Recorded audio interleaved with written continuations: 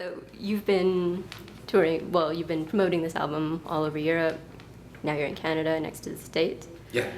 With all the promoting that you're doing, do you actually get time to enjoy the cities, or is it just nonstop? Not really. You get to, wake up at 5 in the morning and then start singing, which is unnatural. But, and then you push in as much press as possible, and then you get on an airplane and go to the next place. Okay, and what about when you're on tour? Do you actually get the time to explore the cities? Excuse me. Sometimes you do, if you get a day off, unless you have a really tight schedule. You know, if there's a lot of, if we play 3 nights in a row, generally the next day you don't want to do anything except sleep. Right. So. Okay, during the promotion period, I saw that you did a little bit of busking on the streets of Sweden. Yeah. How was that experience? Stockholm. How was that experience for you? I made 50 crowns. I was very happy. Okay. Because, it was $8. It's pretty good. Enough for a beer. Yeah. When you were just starting out, did you ever do that sort of thing? No, I never did. I never was like a street musician, Okay. as far as anything like that. Do you ever get bored and just venture out just for the fun of it? No. I mean, I never did. I admire street musicians. It takes a lot of guts to do that. And I've always been in a band. Okay. When you did it in Stockholm, did they know who you were at the beginning, or did they just think you were a really good impersonator? I am a really good impersonator. So. Okay, and the album, it drops June 11th? Yes, okay. Magnetic comes out June 11th. Okay, and as far as the writing process goes, you've written 10 albums prior to this. What was different this time around? I did a lot of collaboration with other writers and worked with 4 different producers and really just tried to make everything as fresh as possible. I kept trying to change the energy in the room, so it was nice to work with one guy for a few days and then move on to the next guy and then go back and forth between people, because when it's like 5 guys stuck in the same room together for a couple of months, it's you want to kill each other. Right. You can't stand each other, and then so we would take little breaks and do that. And I would go off and do some writing, come back and record it.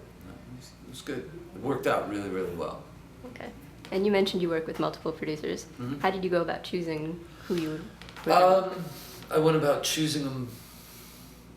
Well, they were just people that I thought were really talented, people that I wanted to learn from, and work with. So that's Greg Wattenberg. He's like a good friend of mine, and he's a great songwriter. And he and I have written, for other artists and all that. And it was just fun. It's like hanging out with an old buddy from college,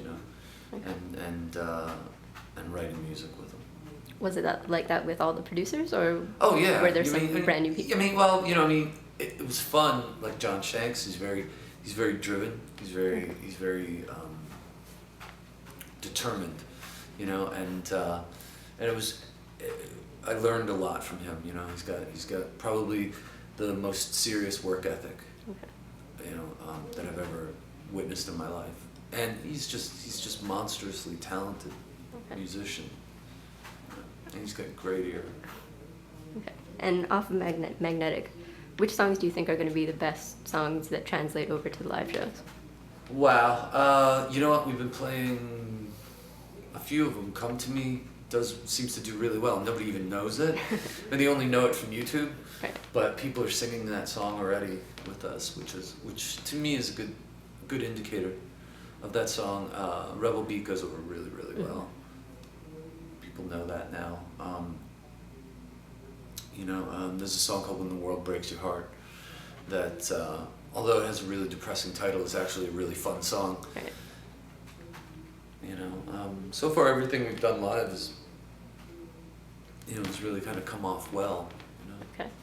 And you mentioned Rebel Beat. How did you go about choosing that one for the first single? I didn't. You didn't? I didn't, no. Okay. Is there any particular reason that you would ask that? No, like just why I picked that one? Because you have, all those songs to choose from. Like, oh, yeah. How do you go about? It's kind of strange. No, I didn't. We really didn't do that. I mean, it's kind of like we left that up to the powers, up to the experts at the record company. Okay. And just kind of we're like, okay, great. So that's it. And speaking of that song, I don't know if you've seen it, but there's a YouTube video for PS22. I put that choir. up there. I put that up on our website. Okay. Did they contact you, or like how did that? A friend of mine sent it Okay. to me. My girlfriend is from Staten Island. Okay. And I saw that and I was really blown away by it. So Yeah. I was like, put it up on the website. It's really, really cool. Okay. And then next up, in a couple of weeks, you're going to be going out on tour with Matchbox 20. Yeah, we're doing a co-headlining tour of the States, and I think we're doing one date in Canada, Toronto. I don't know why we're not doing Montreal or Ottawa, Quebec City, whatever, Things just didn't work out that way. Okay. And say you got to put on the promoter shoes for one day. The promoter shoes. Yes, and you had a time machine. You got to set up a 2-band tour where each band would play one album in its entirety. Which bands would you choose and which albums? Wow, that's really, really good. I would say probably The Who, doing Who's Next, who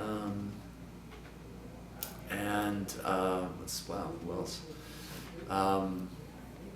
And Clash, doing all of London Calling. You need really big venues for those. Yeah, I think so. All right, and then when it comes to weddings, a lot of people choose Iris as their first dance song. I've heard that, yeah.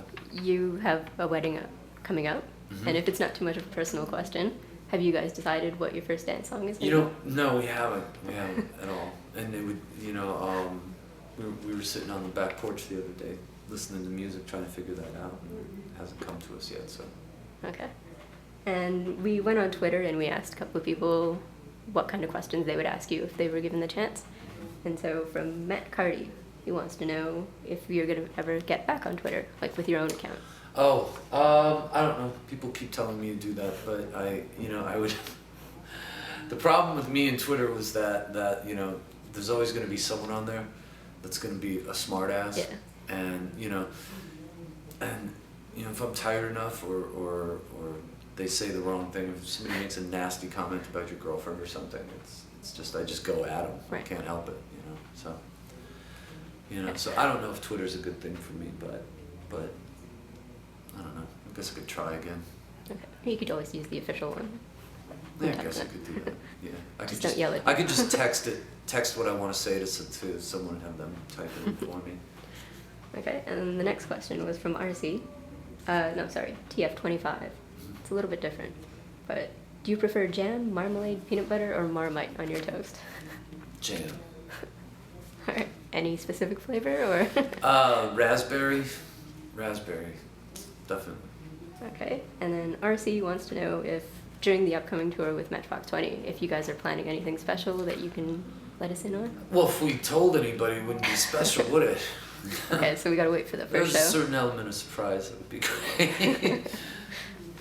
Okay, and then just aside from the next tour with Matchbox 20, and then you guys have a UK tour later this year? Yeah, UK run after that. What else is in the cards for you guys?